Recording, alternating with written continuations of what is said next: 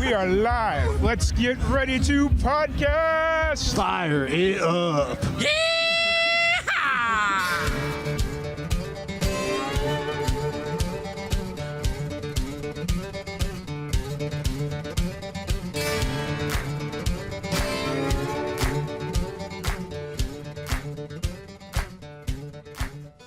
Welcome back to another live and amplified Indie Fusion podcast. I'm your host, Tom Quatt. We're back at it again with another basic podcast. Today, we have a very special guest joining us. We have Burning Grace. How's it going today? Going very well. How are you, Tom? I'm doing great. It's my favorite time of the year because we finally got rid of the oppressive heat that Central Texas has to offer. So, Well, But we're kind of taking that heat from you. yeah. I was going to say, I'm not telling you anything you don't already know because I'm sure Melbourne gets pretty hot itself. So, Oh, yeah. And actually, today exactly is a big hot day. So, yeah. Fair. So how's everything in Melbourne going? Are you born and raised in Melbourne or did you move there? born and raised, born and bred. Yeah. How's the music scene been going? It's been a little bit since I've had anybody from Melbourne on the podcast, so I don't have a full grasp of what the scene's been doing recently, but how's the music scene? Yeah, I think Melbourne's music scene's always vibrant. Mhm. It's always got a lot going on. But I think something to say about Melbourne at the moment is, or maybe Australia, is that this year in particular, we had quite a few festivals shut down. And I think it actually sparked a bit of a conversation about the music scene in Australia and how we can build it and keep that vibrancy going. So it's been an interesting year. Nice. And that's the one thing I've always really respected about the Australian scene as a whole is you always try to seem to support each other. Yeah, you have your cities that kind of have their own thing going on, like Melbourne or Adelaide or Brisbane or Sydney or Perth. But at the end of the day, it's like Australia against everybody, it almost feels like. Against everybody. Oh gosh, yeah. I feel like America, Australia adopts a lot of that from America though as well, in terms of the music scene and trying to play catch up. So I think there's things that we take from other lands, but then we also, we kind of stand together in the scene. So there is a really nice community in Australia, I think, as well. Oh yeah, for sure. And it'll be really cool, especially over the next 5-10 years to kind of watch Australia kind of find their own sound and find their own voice. Cause I've been watching the UK do it for the last 5-6 years, where when I first started doing artist interviews at the beginning of the pandemic that were outside of the US, I would look at the UK charts and it was a lot of music that was 5-6 years old, and it was topping the top 100, the UK top 100 or whatever. Yeah. And then as I've been paying attention, it just their own original music and their own original sound has been kind of emerging over the last 5-6 years. And I'm starting to see that pop off over in Australia too. And it's been really cool to kind of watch this metamorphosis of a scene. Yeah, I that's a very interesting observation as well, because I agree. The scene in Australia, I feel as though there's a lot of artists coming through that are saying, no, this is actually who I am, and I've got things to say, and it's less about what other people want in the business and actually about, well, this is who I am. And because of the following I have on social media and the fact that there's actually people that like what I'm doing, I think it allows for more individual artistry to come out. I think that's the reason why there is, I think there's more autonomy emerging. Yeah, for sure. It's really been cool to kind of see. And so just kind of looking at you as a musician, Where did your kind of development in music kind of start? Was that something that you started finding on your own? Was like, hey, I'm good at music, like let's do this, or was your family, or how did you kind of get your start in music? I guess is the best way I want to ask that. Yeah, well, I always say that I was singing out of the womb. Like I was one of those babies. I just couldn't stop yapping. And my parents were like, oh, there's a bit of a musical tune to her yapping. So I, I started to realize early on that I just couldn't help myself but sing. And my parents were very nurturing in that aspect. And uh, my dad plays piano. My mum used to play guitar. They both can sing. I have four brothers, and they can, all hold a tune very well. So having that kind of environment really helped nourish what I had within myself. And then that journey just kept snowballing, really. Yeah. Now, was that journey something that was like, and I don't know how like the primary school or the grade school thing works in Australia, but was it fueled by like school backed events like choir, school band, stuff like that? Or were you kind of on your own doing your own thing? That's a good question. I think with schooling, I had the privilege of going to a high school that had a really nice music department where, Hmm. um, I was nurtured by a singing teacher called Kate Gould, and she was incredible in being someone who believed in me in that space. And so there was opportunities to be a part of choirs, which I was a part of. And that was fueling that passion as well. I don't know if choirs so much, I think it was helping me gain experience Hmm. in performing in front of people for sure. The first ever, big performance I did was when I was 15 and I cried afterwards. But that's another story. So I feel that that schooling experience and having music in that space did actually help. Um, Gotcha. So yeah. it just it more or less got you comfortable with the idea of performing in front of people and not so much like what kind of music you wanted to do or that you should pursue music. Yeah. So my singing teacher, once again, she was a really influential person Hmm. in my adolescence. And uh, she was someone who said, no, you can do it. You can do it. And I'm Nice. thinking, what do you mean? You think I can do it? What do you mean? So to have that person kind of back me up was really helpful. I think she really saw this kind of classical element in my voice. And so I actually did classical singing. Nice. And I actually did a Bachelor of Music at the Conservatorium in Melbourne, because I kind of went through a classical era in my life. And then soon on, very quickly realized that this wasn't my sound. This Mm. wasn't for me.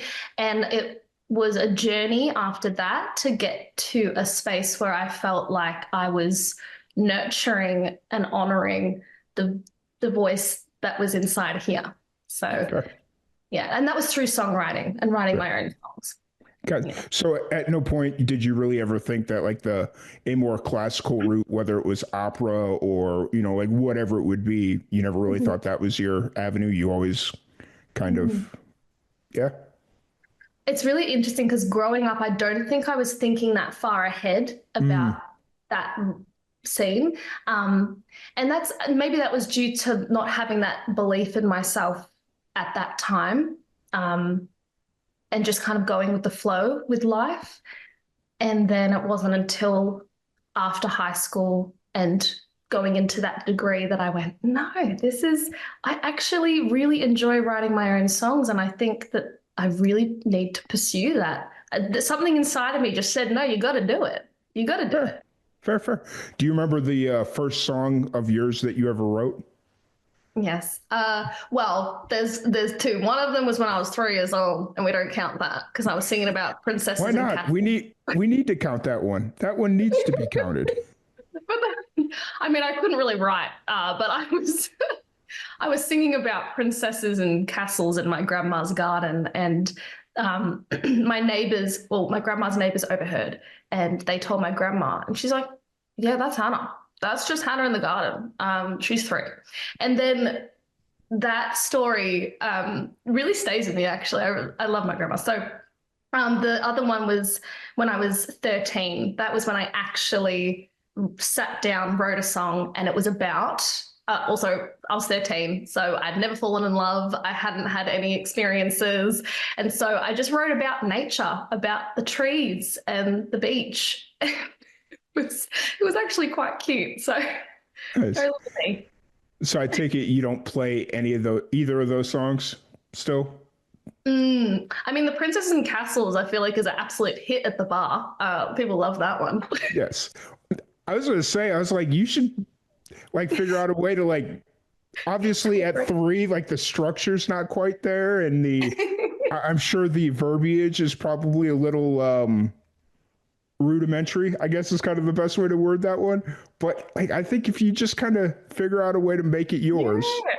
why And not? I feel like, yeah, I think I did write a song recently that did have like a castles mm, theme. So maybe my subconscious is thinking, girl, bring it back to the inner child.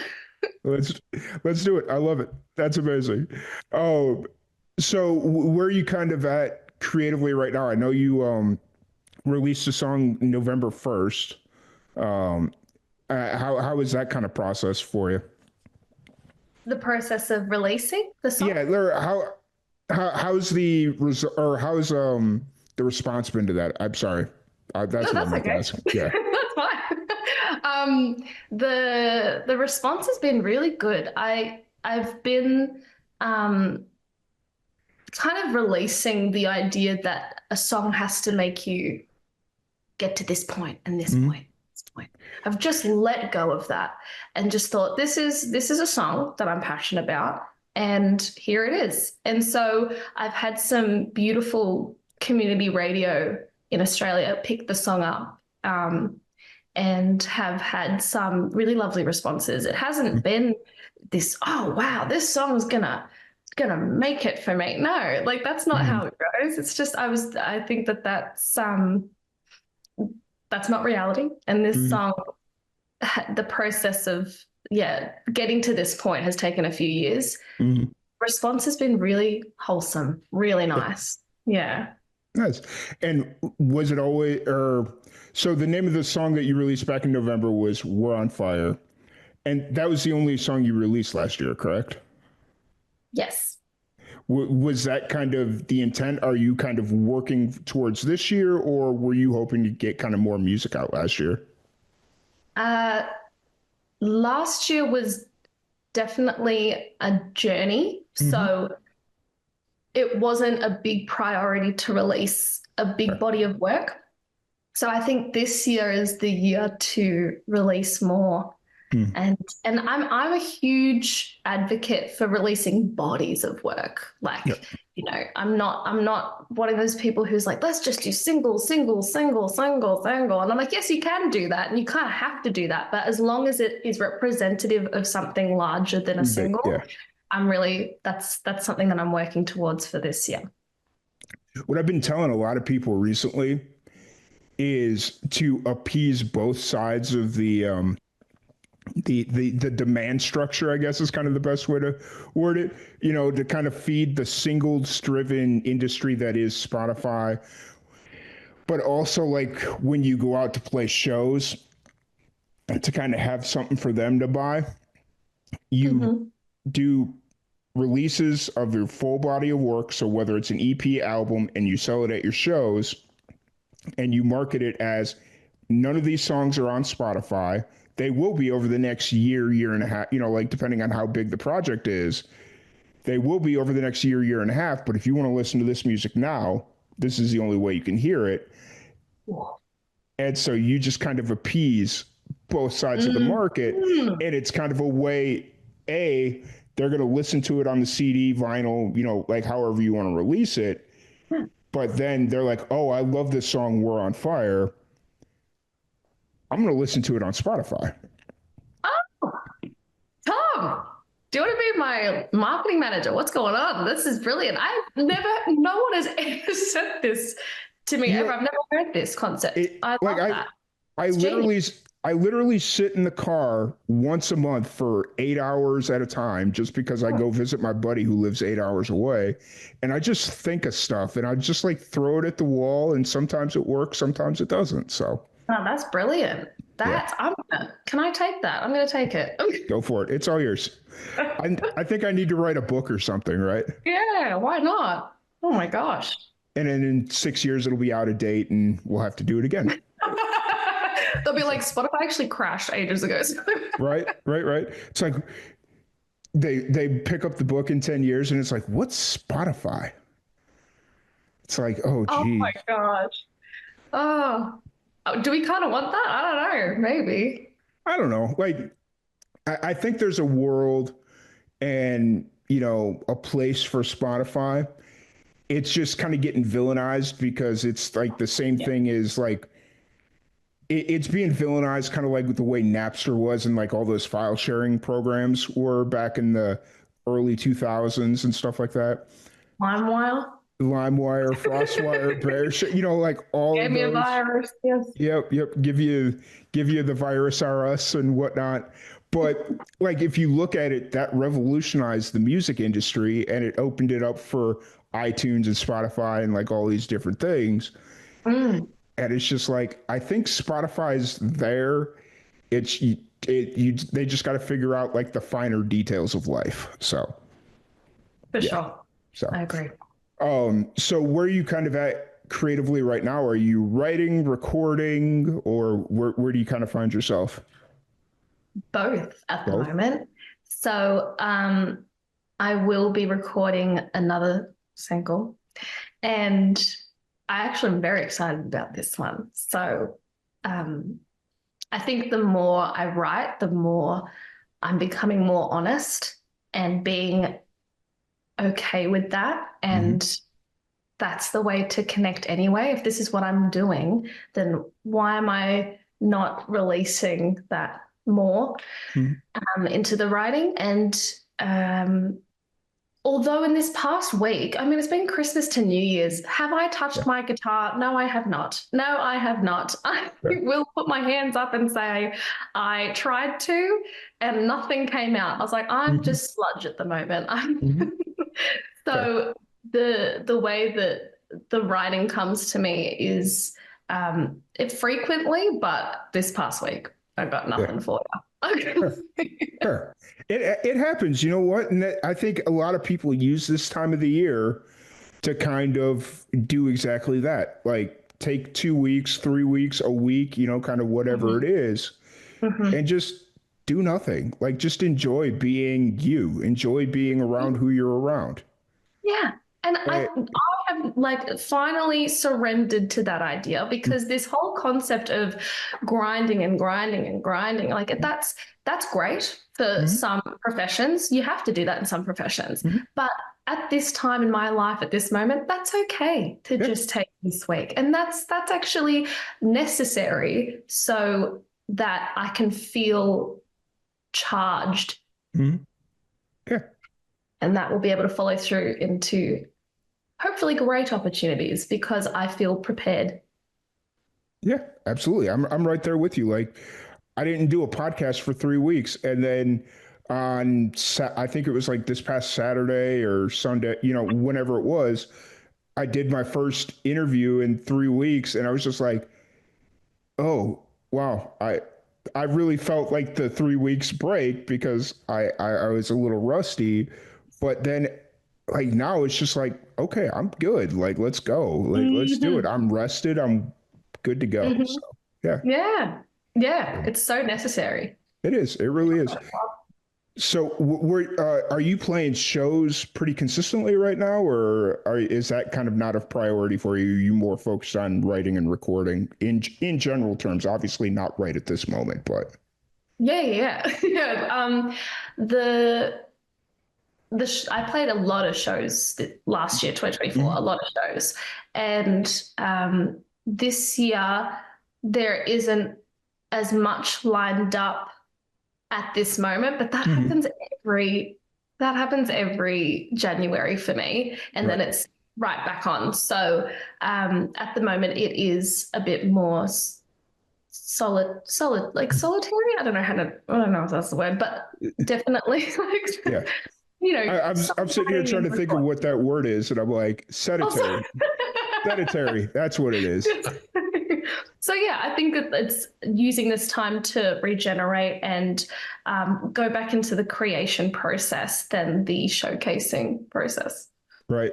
That's cool. I dig it. It's it's important to kind of have that balance, and it's okay to kind of take it slow heading in, but just kind of knowing like, okay, it's gonna pick up, and just kind of enjoy these down, not down moments, but these laxer moments, and Mhm. just prepare for the inevitable, you know? So Absolutely.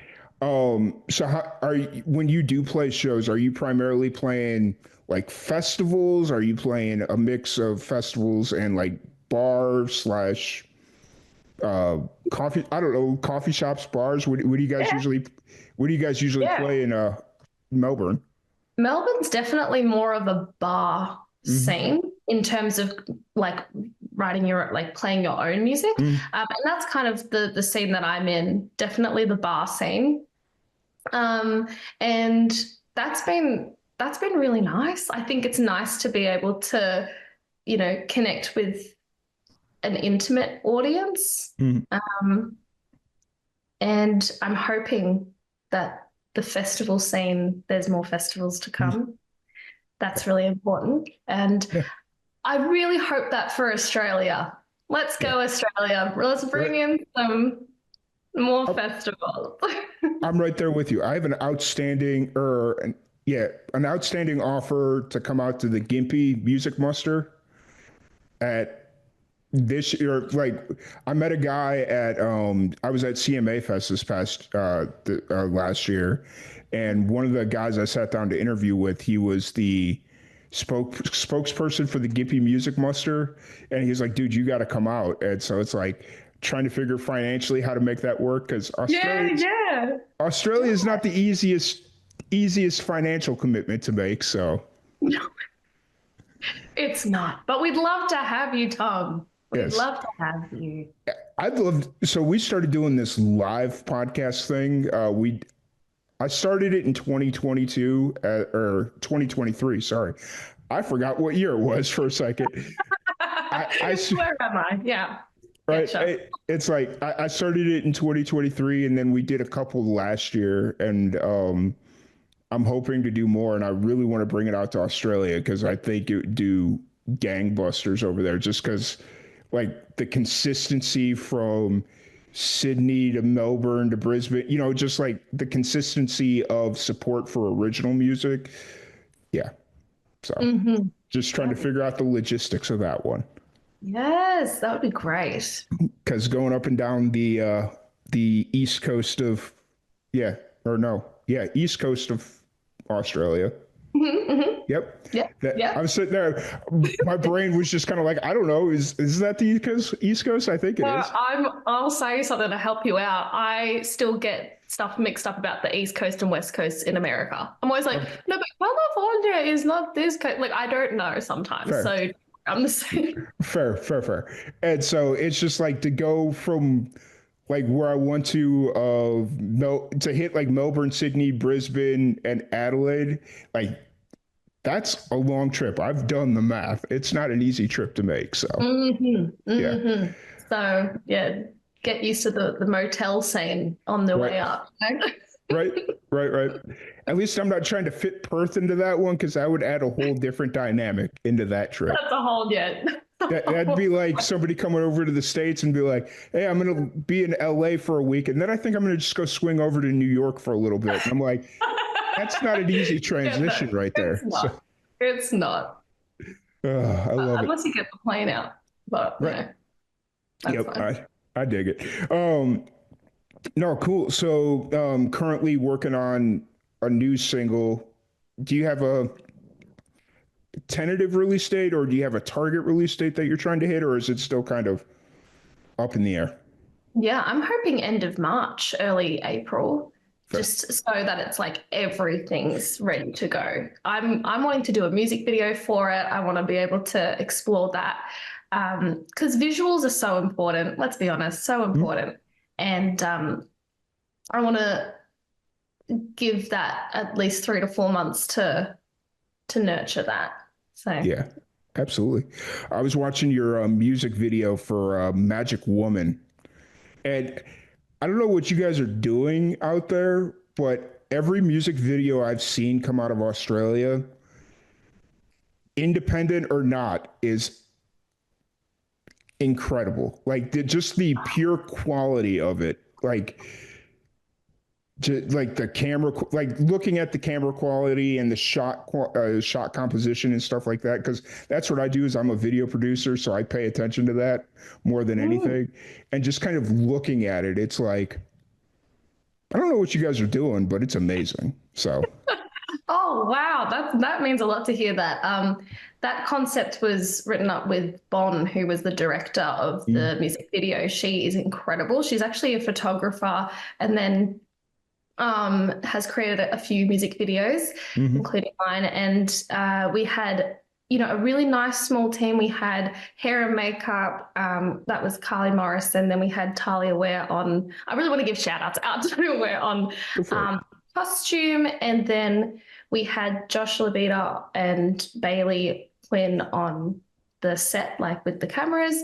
And then I had one of my very close friends, one of my besties, Amy Hardy. Shout out to her. She was my movement coach because your girl is not a dancer. So to be able to move like a siren, I guess, was something that I just wanted to have some extra moves under my belt. Fair. And that was such a fun day. That was a 17-hour day, but it was actually incredible. It was, Mm-hmm. it was a very fun time, actually. For sure. Very fun.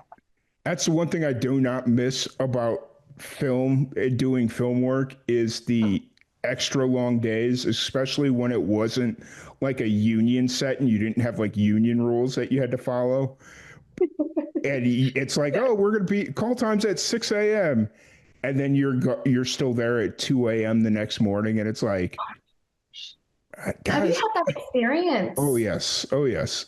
Well, Oh, but wait, mainly it's all been my sets because I'm a crazy person. And luckily I have friends that are just as crazy as I am. But yeah.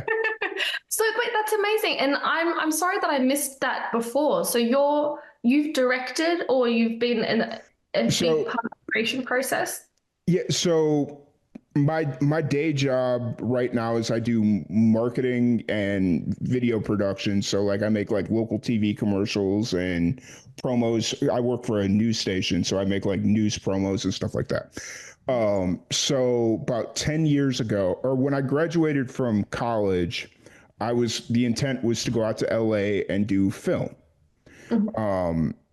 But I wasn't keen on the idea of just going out to LA and hoping I find a job because Mhm. that's what everybody told me I had to do. And I was like, no, I'm not going to just like move out to LA and hope I find something. That sounds like a terrible idea.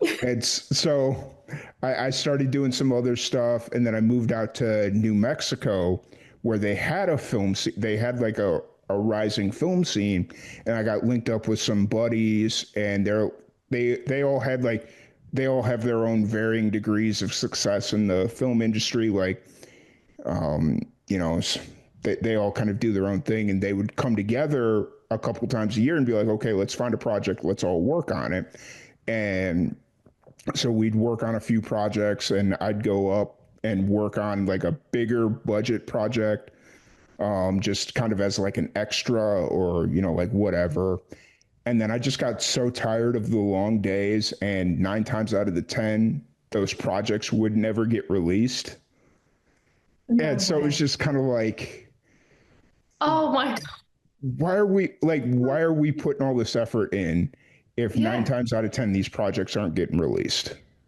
so I'm shocked. Why was there? I'm guessing there's just heaps of reasons why they just didn't get released. But did yeah you know that at the time? Like, were you kind of like, oh, this might not get released, or was there an intention to have like, no, this is it, this will no happen? so there was always intentions And I would say in the grand scheme of like looking at every project I've ever worked on, half of them got released, half of them didn't. And, most of my projects that were my idea got released to some extent. I think there was only one that never got released. And that was just because the video got corrupted and like a whole bunch of digital technical stuff that just kind of Yeah. didn't go my way, right? Um, but towards the latter half of my career in the film industry, Yeah, everybody claim else, yeah, everybody else's projects just didn't get released. Like I drove 5 hours to help a buddy shoot a film, and I was there for 3 days, like 18-hour day. Like it was a really grueling set. And then he's like in the editing phase and he's starting to release trailers and like all these things. And then he goes silent for like 6 months and like nothing. And I reach out to him and I'm like, hey man, what's going on? Is this film coming out or like what's going on? Because this is like some really good work. Like this is some really good stuff. And he's like, yeah, I've decided I'm not into film anymore. And I'm like, like, okay, okay, dude. okay. Wow. And then like just similar stuff to that just kind of started happening all the time. And I'm like, Mm. okay, I'm Mm. good. I'm out. I'll do my projects every once in a while, but I'm Yeah. out. So So it's like as long as you're taking that kind of like a bit of the reins on it, yeah, then you know that okay, there's a path for this. It's not just gonna stop as soon as we say cut. yeah, Like yeah. So it's just been one of those things where it's like, I had to get out. Like I just had to stop. Like, yeah. yeah. So Yeah. Well, you have you have a lot of knowledge in that space. And so to hear you talk about your journey with this and yeah. then to, say lovely things about this music video, the Mhm. Magic Order one, like that means a lot. Thank you. Yeah. Like Yeah, that's absolutely. And it's like because I was watching it this morning as I was kind of getting ready to go to work and whatnot, and I was like, what a man, video to watch when you can. it's just one of those things that I do. Like I was sitting there, I was eating Yeah. breakfast and Yeah. all that stuff, and I'm just like, Good yeah, morning. let's see let's see what you got on YouTube. Like I just typed in For "Burning sure. Grace" into YouTube, and Yeah. actually, I don't think that was the first video that popped up. I couldn't even tell you what the first video that popped up was. I think it was like you had like some shorts or something that popped up, or maybe that was on Instagram. Oh, maybe. I don't know. I'm There known to was, wear them. yeah. So, but then that came on, and I'm like, how old is this video? And then I looked, and I was like, holy crap. Okay, nice. So, Yeah.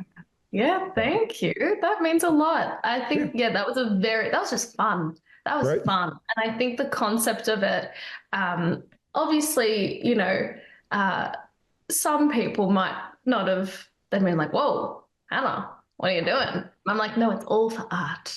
Yeah, I promise it's for right, art. I right. promise. So, It a lot of It fun. really was good. And so it's just kind of like I love like this resurgence of music videos and like this and like that's the one I don't want to say the one good thing that Spotify does, but that's like a really positive aspect is they're making it an avenue to put music videos out. Yeah. Yeah, they do. Yeah. And is there like a link or something like in there? I don't know if you can do that, where it links it to the actual music video if you want to go watch it. I don't know if it does I that. don't I don't know. Like Maybe they should do that. honestly, I kind of see them because, like, right now with the podcasting thing, is they have it set up to where you like this video, I could literally put it right up on Spotify and it would play like a video. Mm. Um, and I see them, they need to be doing that with the music too. Like, if you have a music video, just kind of like, yeah. Yeah, that'd be So, cool. yeah, That'd love it. I'm just throwing out like crazy ideas right now. That's so funny. I don't know, but No, I like it. No, yeah. this is good. This is where it starts to fuel, and then, you can listen back to this and then write it down and then Get that book out that we were talking about Get earlier. the book out. Get the book out. ChatGPT, take this podcast and write a book about it. Write a book about it. Let's go. Yeah, So, done. Coming to yeah, you in July 2025. right. Let's go. I tried to do that once where I was like, I had this idea for a book, and I was like, all right, I'm going to use ChatGPT because I'm not a very like my English isn't very good. My spelling and grammar is subpar to say the least. So I was like, okay, ChatGPT, you're going to help me out. And so I would just like start doing like audio recordings of me talking, and be like, okay, take this transcript, turn it into a book, and then I'd go back and read the book, and I'm like, I mean, that's a start, but it's just very odd. Like it's very oddly worded. Like everything was very oddly worded. And wait, so did ChatGPT use the way you speak? Mm-hmm. And actually, hearing that back, what did that feel like to be able to hear your thoughts and then that be interpreted back to you? It was weird Yeah. because I have a tendency like so I was born in Chicago and Mhm. I've lived in the southern part of the United States here for about the last 12, 13 years. And so like my vocabulary is very different. So it's like I have a lot of Chicago slang terms that have always kind of been in my vocabulary. And now they're kind of mixing in with like this Texas Southern slang that I've been picking up. And so to kind of listen to myself talk and then watch ChatGPT try to interpret what the heck I'm saying, Who is it, it, this man? it's very interesting. So, Wow. Okay. Can I please hear just a little bit of Chicago like slang and Texas slang? I want to hear like a.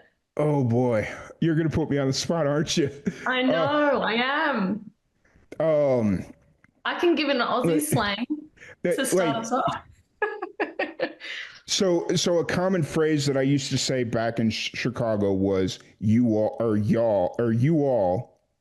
Like, so where you all going? Like that was a common like this is very basic and but that was a common phrase that I would use in Chicago.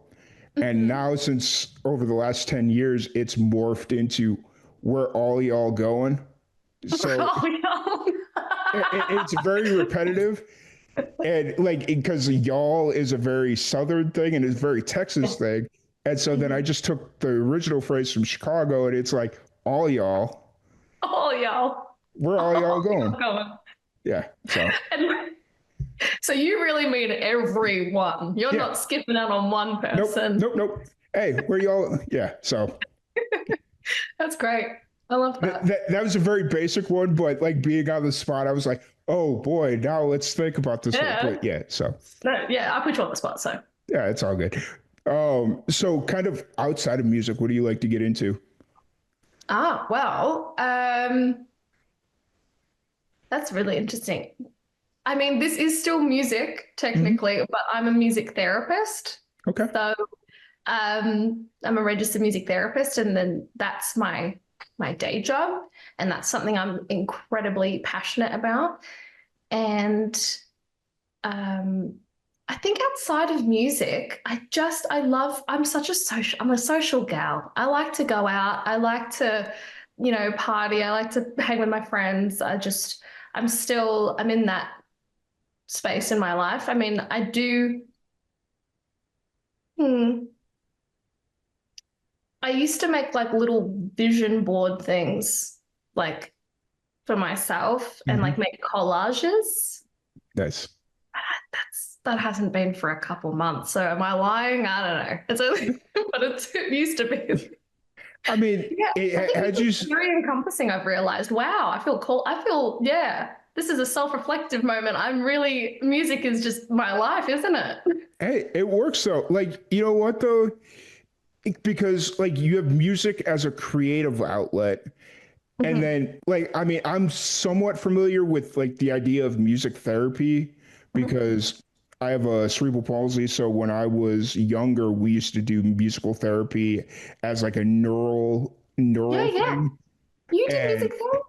Yeah, like I've been through like and to say like been through music therapy when I was doing physical therapy, they were Yeah. like this is and this was like back in the late 90s, early 2000s, so like the idea of music therapy was still kind of probably a little bit newer in the spectrum of things. And so they're Absolutely. like this is a new experiment that they're trying with music and it's supposed Mm. to uh impact neurons, I Neural guess is kind of yeah, pathway, neural pathways. So yeah, I'm a little bit familiar. Not like I'm sure there's been leaps and bounds over the last 25 plus years, but you know, for sure. Yeah, for yeah, sure. So, well, you have, I think, having that lived experience, you have much more understanding than I think other people do. yeah, And yeah, so I work with autistic people hmm, from prep to year 12 and then also through clients through the NDIS, which is a place for people to access therapies and hmm, in the community as well. So very privileged in that space. And yeah, so we just use music in all of its hmm, forms to yeah, help with the non-musical goals. So yeah. nice, yeah, that's really cool. Mm. I dig it. So obviously for you, it is Saturday afternoon. What's the plans for the weekend? Are you gonna go catch a? Is there a lot of shows that kind of happen on the weekends, or is it Yeah, more during the weekdays? yeah, I think, oh, there's heaps of shows always happening. In terms of the circle that I'm following at the moment, I haven't seen shows that are happening this weekend, but I'm actually going away to Phillip Island, Nice. which is this like, beachy, nice place. Um, and that's for the weekend. And that will be nice. So I think I'm like I said, I've been a bit of like just chilling for a week. We're Hmm. gonna take an extra couple days. So I'm Nice. gonna extend that chill for a I few more days. I dig it. You've just sold me on the idea. I had this idea this past November. So we have like Thanksgiving here is kind of like that middle holiday between Halloween and Christmas. And I was like, I kind of just next year, maybe not 2025, but 2026, just like that week that I'd normally take off for Thanksgiving, just go to Australia and just like I hear November is like the best time to go to Australia. Why is that? I mean, like November is a great time, I guess, but like I don't know. Everybody tells everybody, and like I mean, take it for what it's worth. hmm. A lot of these people were in Sydney, so I don't know if that makes a difference. They're, I'm sure it does. I'm like, oh, okay, guys.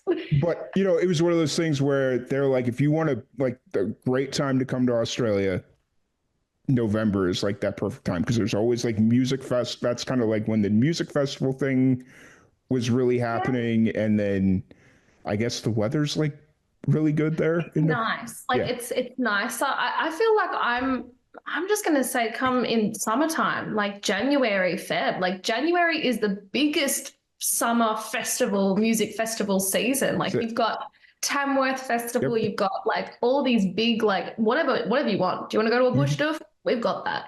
Like this Nice. is, like that's actually something that Australia's done very well is although there has been some festival cancellations in the Mhm. summertime, you can guarantee there's going to be some really good Nice. scenes on there. Okay, so this is where my ignorant American comes at. You said a you want to go to a bush something bush? Oh my gosh, it's called a bush doof. I thought Americans like this was a known thing. So bush doof is just like what it is. You go in the middle of nowhere, basically. You go Mhm. to a paddock, you go to a, I don't know, forest, a bush, Okay. Yeah. Yeah. Yeah. and then you just dance to like, techno or like house or Okay, so it's like a rave almost. It's yeah. okay. Yeah, it's like Yeah. it's a rave in the bush. Yeah. Fair. Fair. Fair. Fair. You know, I've told this story several different times, and I think you might find the humor in it. When I was in college, I almost took an internship in Australia. Well, not almost. We couldn't get the visa situation figured out. And my mom was telling, or my family at the time was like, "Do you really want to go to Australia? Like everything will kill you. Like spiders and all that stuff. Like there's a lot of things that'll kill you there. You sure you really want to go?" And I'm like, I mean, it's an opportunity. Why not? You know? And so, Mm. like, I didn't end up taking the internship because we couldn't get the visa situation figured out, and it was just kind of like, yeah, you know what, forget it. It's But it's so funny that that's still part of the dialogue that everything's gonna kill you.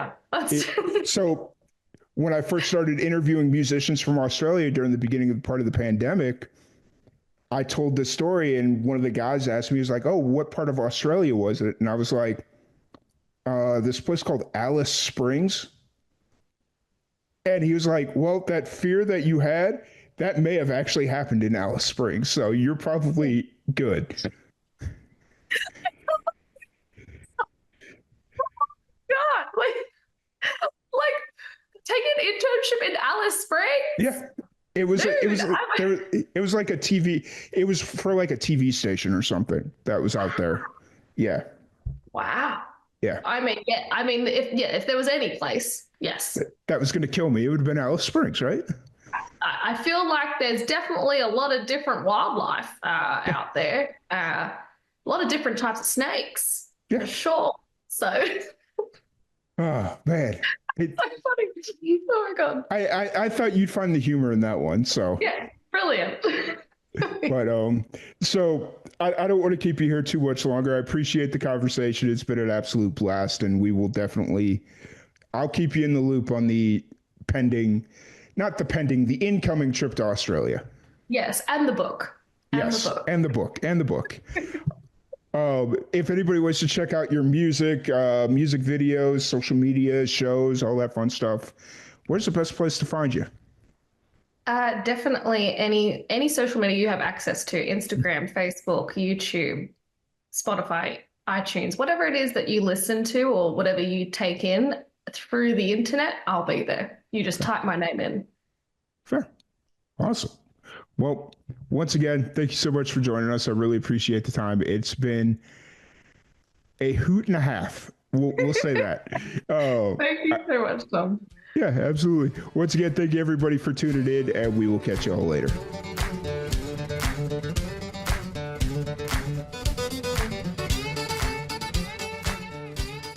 Thank you so much for joining us on today's episode of Live and Amplified's Indie Fusion podcast.